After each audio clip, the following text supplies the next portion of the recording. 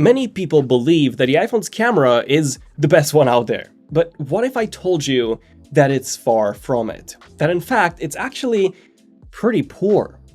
Well, here's why that is, and also what Apple is doing to fix it. But before that, if you want to truly upgrade to your lock screen or home screen, you can do that with our latest packs from our app wallpapers. Whether that's this stylized Radiant Resonance pack, which is one of my favorites, or this peaceful Eternal Earthscapes, or even the super clean Flowing Forest pack, there are so many options for every style and for every device that you've got. And all of them, by the way, no exceptions, are in full 8K quality. I'm not even joking when I say we offer the highest quality wallpapers on the market, no exceptions. So you can check out these packs and so much more in wallpapers for iOS and Android by using the links below. But first, is the iPhone's camera really that bad?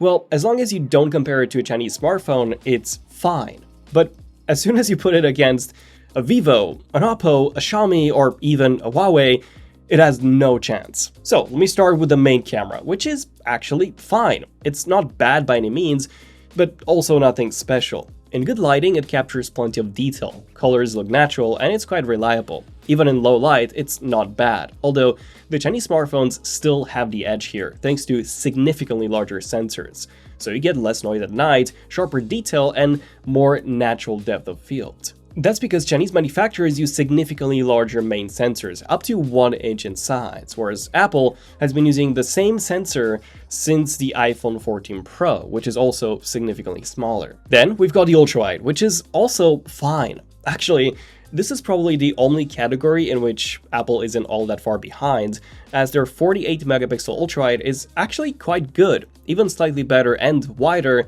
than most Chinese manufacturers. For example, the Vivo X300 Pro and the Oppo Find X9 Pro actually have a slightly smaller sensor at 1/2.76 inches compared to Apple's 1/2.55. Although I do prefer the results coming out of the Chinese manufacturers, mostly due to their superior image processing. But really, where the iPhone camera is literally years behind is when it comes to its telephoto. Apple did update this last year actually, going from a 12 megapixel sensor up to a new 48. However, comparing the iPhone 17 Pro Max to last year's, or well, 2 years ago actually, the 16 Pro Max, there isn't that much of a difference. The new sensor is still relatively small at 1/2.55 inches. And what's worse is that this telephoto has a minimum focus distance of 100 centimeters only. So a lot of the time, it's just using the main sensor and cropping in digitally without letting you know. The only way you can tell is by looking at the metadata in Apple Photos afterwards. Chinese manufacturers have a minimum focus distance of about 20 centimeters or less, which means that their telephotos are always in use. Combine that with their much larger sensors like the 1/1.4 inch sensor on the Vivo X300 Pro with a massive 200 megapixel resolution and smart processing enhancements, and the differences are honestly night and day. Whenever I use an Honor, a Vivo, a Huawei, an Oppo, a Xiaomi, any of the Chinese ones basically, I'm always shocked by how good their telephoto is. This is especially true with portrait shots, where they are years ahead of Apple, thanks to larger sensors and significantly improved processing. Like Apple even downgraded the portrait mode, fun fact, on the iPhone 17 Pro Max from the 16 Pro Max, because now you have a 4x lens as opposed to the previous 5x, so you actually get noticeably less background blur. The Vivo X300 Pro or the Xiaomi 17 Ultra or any of the Chinese ones, they don't even need a dedicated portrait mode. You can literally take really good portrait shots thanks to their massive sensor of 1/1.4 inches for the telephoto. So you get this natural bokeh that is achieved automatically, just like a dedicated camera. And speaking of dedicated cameras, just take a look at what Xiaomi is doing with their new 17 Ultra. They actually added a moving lens on top of their already amazing 200 megapixel telephoto sensor. And this one can zoom in and out physically from 75 millimeters to 100, or roughly the equivalent of 3.2x to 4.3x, in the camera itself. And here's where things get really interesting. You see, it's not just Apple that's mediocre here. Samsung and Google are basically the same. The S25 Ultra, for example, has a pretty average 1/2.52 inch 5x 50 megapixel telephoto. Also with a tiny secondary 1/3.52 inch 3x 10 megapixel lens, which by the way is really bad. Google uses a similar setup with a 1/2.55-inch 50-megapixel sensor, but gets around this by using AI enhancements at long range, so about 30x, which does actually work really well compared to Apple and Samsung, especially Apple, who likes to keep things more natural. But the difference is even bigger when you take macro photos, because the iPhone still uses its Ultrawide for macro shots. Same for Samsung and Google, by the way. So if you can get close enough to the subject, then yeah, it's pretty decent, but it's light years behind the macro capabilities of all the Chinese brands that use their 200-megapixel telephoto for macro shots. And seriously, the shots that you can take using these macro zoom cameras are just insane. David from my team, for example, actually bought a Vivo X300 Pro the moment I showed him the phone and he could see what it could do. His wife actually uses it now for dentistry photos, which is, I think, a perfect example of why a proper macro zoom lens is irreplaceable. You simply cannot shoot macro photos of teeth with an ultrawide lens.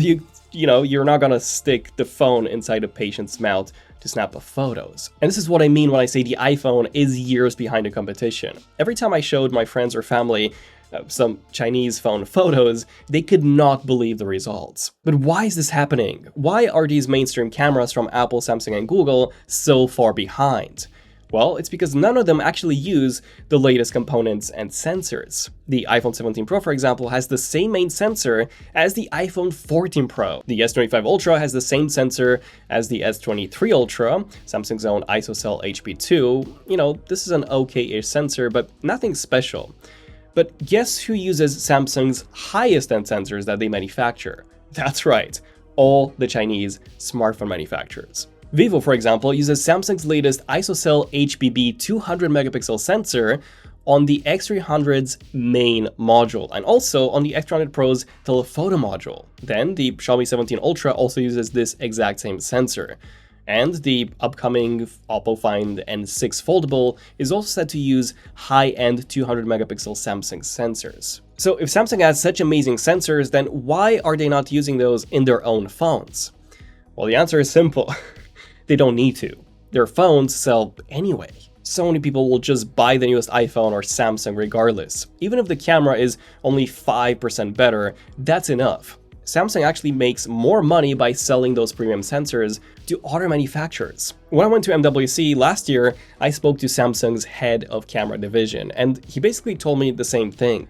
When they pick the sensors, they consider everything from the design of the phone, the comfort in the hand, the thickness of the phone, and of course the return on revenue. You see, Samsung and Apple, they need to prioritize consistency at a massive scale, just because they ship tens of millions of phones every single year, so they need to stick with mature, well-understood components that they've spent years optimizing. Chinese brands release many models every single year, so they can afford to experiment. If something doesn't work, they can just move on.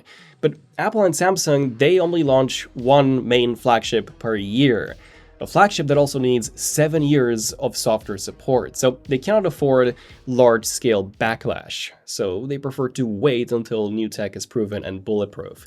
And like I said with Samsung, they can also make more money that way. But the good news is that Apple has actually started making steps towards fixing all of this. They've actually been experimenting with 200-megapixel sensors since May of last year, according to a report on Weibo. And according to Morgan Stanley researchers, Apple is planning an iPhone 21 with a 200-megapixel Samsung sensor, a brand new sensor, by the way.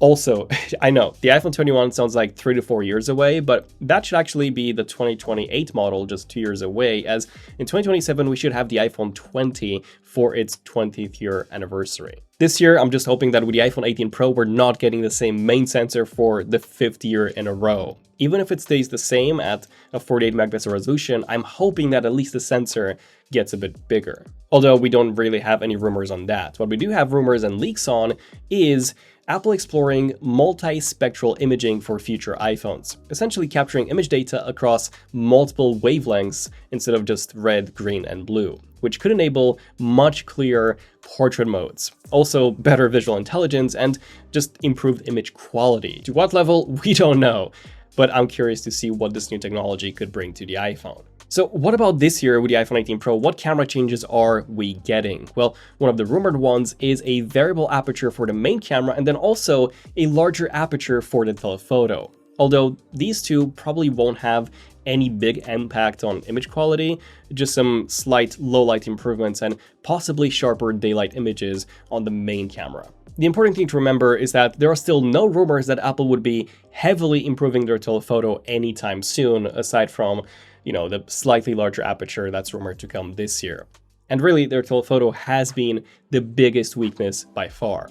And until that changes, I think every time I go to an event or I go on holiday, I will still carry one of these Chinese phones with me for some proper smartphone photography. But yeah, I would definitely love to hear your thoughts. Are you happy with the iPhone's camera right now? Have you tried any of the Chinese smartphones? And if you have, what do you guys think of how they compare?